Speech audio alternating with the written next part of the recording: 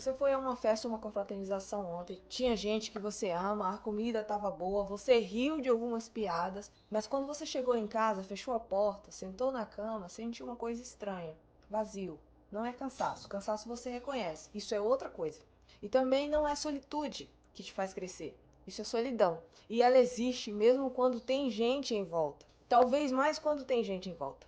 E a neurociência descobriu por que isso acontece. E na Bíblia, no segundo capítulo dela, já tinha descrito esse tipo específico de solidão com uma frase de 6 palavras, antes de qualquer coisa ter dado errado. E agora você vai entender as duas coisas. E a primeira coisa que precisa ficar clara é o seguinte: solidão não é falta de gente em volta, nunca foi. Isso a gente chama de outra coisa, a gente chama de isolamento. Você pode ficar uma semana inteira sozinho no quarto e não sentir solidão, exercitar a solitude, mas pode estar em uma mesa com 6 pessoas e sentir uma solidão tão pesada que dói no peito.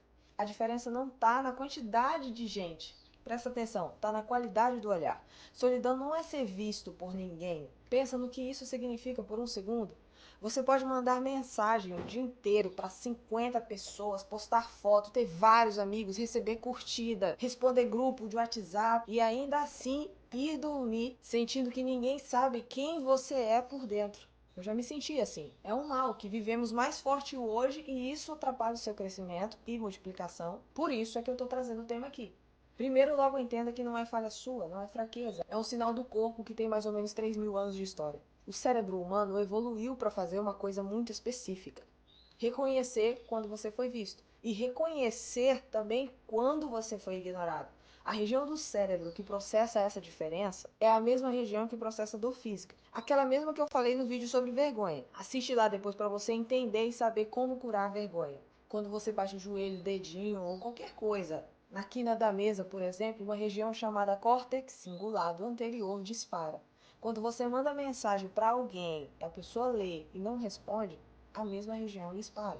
Em 2003, 3 pesquisadores da Universidade da Califórnia mostraram isso num estudo publicado na revista Science. Eles colocaram um voluntário num aparelho de ressonância magnética e simularam uma exclusão social pequena, um jogo virtual onde 2 personagens paravam de passar a bola para o terceiro. Os cérebros dos voluntários reagiam exatamente como reagiria a uma queimadura leve. Pensa nisso.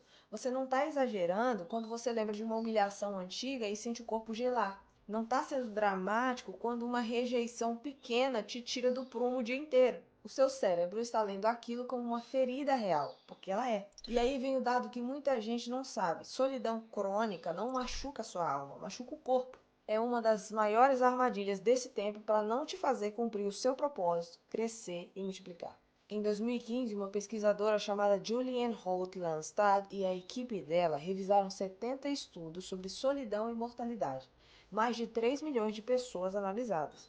O resultado saiu na revista Perspectives of Psychological Science e a conclusão foi específica. Pessoas com solidão crônica tinham 26% mais chance de morrer mais cedo do que pessoas com vínculos. Para você ter dimensão, o efeito da solidão crônica na expectativa de vida é parecido com o efeito de fumar 15 cigarros por dia. A pessoa que mora sozinha, sem rede de afeto, envelhece o coração mais rápido. O sistema imune fica mais fraco. A inflamação no corpo aumenta.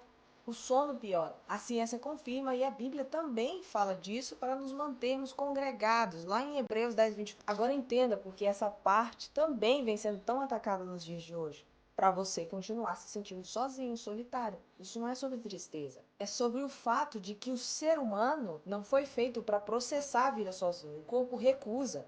E essa observação que a ciência só conseguiu medir nos últimos 20 anos foi escrita há mais ou menos 3.500 anos atrás, em 6 palavras. É aqui que está o princípio. Pela etimologia da palavra, princípio é aquilo que está na origem e sustenta o restante. Origem, Gênesis. Então presta atenção nessa frase no segundo capítulo do livro de Gênesis.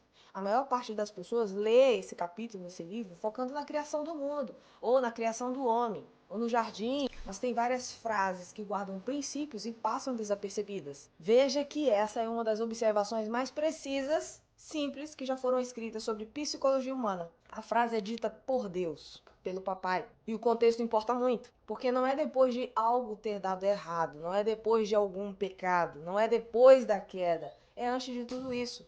Quando, segundo o texto, tudo ainda estava perfeito. E em meio à descrição desse mundo perfeito, Deus olha para Adão e fala uma frase que, se você prestar atenção, é ampla e profunda ao mesmo tempo. Basta dar devida importância. Diz assim: não é bom que o homem esteja só. Gênesis 2,18. Repara no que essa frase está dizendo. Em um mundo descrito como perfeito, com criação inteira em volta, com um Deus presente, ainda assim faltava alguma coisa. Estava faltando ser visto por um igual. Quem escreveu esse texto não estava fazendo doutrina sobre casamento, pelo menos não somente sobre isso. Estava registrando uma observação antropológica, hoje comprovada pela ciência. Existe um tipo de vazio que não é resolvido por presença divina, não é resolvido por trabalho, não é resolvido por propósito. É resolvido por outro ser humano que te olhe, te reconheça e te diga em palavras ou em silêncio: eu te vejo. Esse é o vínculo específico que falta quando você sente solidão na multidão. É por isso que você não anda sozinho, não tem como crescer sozinho, seja em qualquer âmbito da sua vida. Você precisa de ambientes, pertencimento e interação com esses ambientes. E o que isso tem a ver com olhar nos olhos? Quase tudo. O contato visual ativa uma rede de neurônios chamada sistema espelho. Esses neurônios disparam quando você vê outra pessoa sentindo alguma coisa. É como se o cérebro tentasse simular o que está acontecendo do lado de lá. Quando você conversa olhando para o chão, ou para o celular, ou para um terceiro lugar, esse sistema fica no modo de espera. Quando você olha nos olhos da pessoa por mais de 3 segundos seguidos, o sistema espelho começa a sincronizar. A respiração dos dois desacelera junto. O coração começa a bater num ritmo parecido. Os cavalos têm essa habilidade. Hormônios de calma sobem nos dois ao mesmo tempo. A ciência tem um nome bonito para isso: corregulação. Mas o nome popular é mais simples: conexão. E é exatamente esse circuito que os feeds, as mensagens de texto, as ligações sem vídeo e até as ligações com vídeo, se for de baixa qualidade, não conseguem ativar. Você pode falar com a sua mãe por 2 horas no telefone e ainda sentir um pouco de saudade, porque o cérebro está esperando um sinal que ele não recebeu. E aqui é onde entra a prática. Eu não vou te pedir muito, não vou te pedir para fazer terapia, ler livro, mudar de cidade. Vou te pedir uma coisa só. Essa semana você vai marcar uma conversa de 10 minutos com alguém, em pessoa, sem celular na mesa, sem barulho de fundo competindo, sem outras pessoas em volta. 10 minutos, os dois olhando nos olhos, sem precisar resolver nada. Pode ser sua mãe, pode ser seu irmão, pode ser um amigo antigo, pode ser seu parceiro, sua parceira, mesmo que vocês morem juntos, porque na maioria das vezes conversa o dia inteiro de qualquer jeito. 10 minutos de qualidade vale mais que 10 horas de presença distraída. Você vai sentir o que muda no corpo. Isso não é mágica, é química real, voltando ao normal. Tem gente que faz isso uma vez e diz que parecia que estava com saudade, sem saber. Tem gente que chora sem entender por quê. Tem gente que ri à toa. É só o sistema antigo do cérebro recebendo o sinal que estava faltando. Pensa agora por um instante na primeira pessoa que veio na sua cabeça enquanto eu estava falando dessa prática.